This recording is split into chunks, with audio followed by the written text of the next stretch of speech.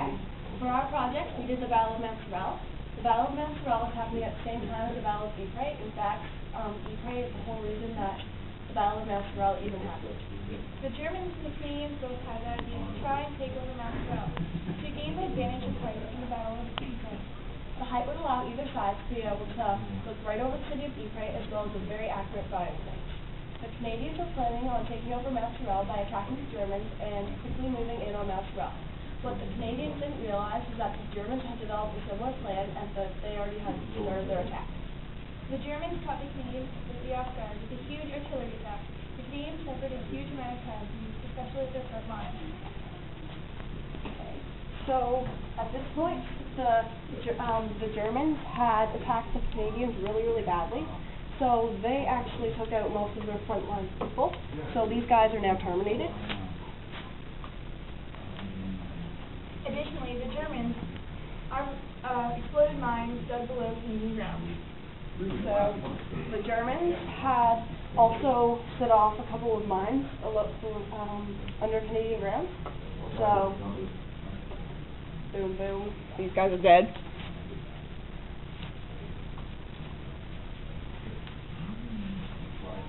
Okay. During the mine attack, the Germans managed to gain 1,000 meters on the Canadians. It also allowed the Germans to take over Mount Sorrel and Hill 61. So now the Germans have control Mount Sorrel. Okay. Oh, the Germans. The Canadians had planned to launch a counterattack on June 3rd, but because of difficulties and bad communications, the Canadians suffered a huge amount of casualties and could not capture Mount Sorrel. The Canadians did, however, manage to gain 900 meters on their previous position.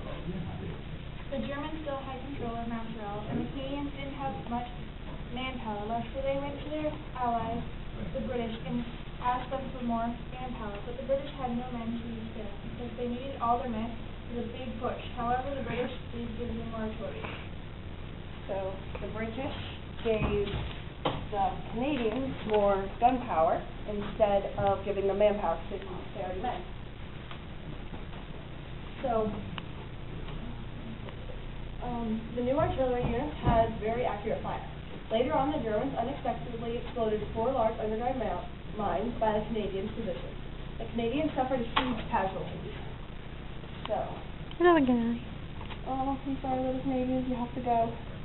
These guys are gone. Okay.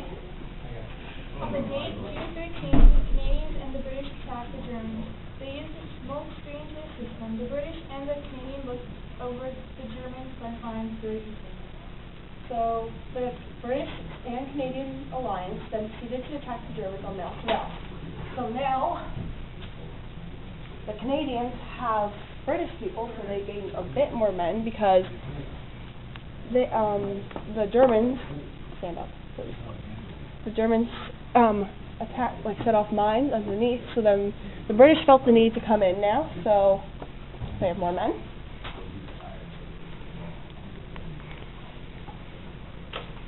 Okay. The Germans were completely unprepared for attack, and were not expecting Canadians to recover very quickly at all. So when the Canadians did attack the Germans, they fled within 1 hour of the battle starting. So when the Canadian and British alliance came to attack Germany, they used the big guns that Britain gave them and killed most of them, and then the rest of them flee because they're little chickens. So these guys can all go over here, back to their original position. So that allowed the Canadian/British alliance to take over Mount Sorrel. So they now have Mount Sorrel and my 2 things broken. But so that's the British-Canadian alliance. So the Germans launched many counterattacks after the Canadian win, but never gained control of Mount Sorrel. So, as you can see, although the Germans did dominate most of the time, the Canadian and British alliance did manage to eventually take over Montreal, and that helped them later on with that.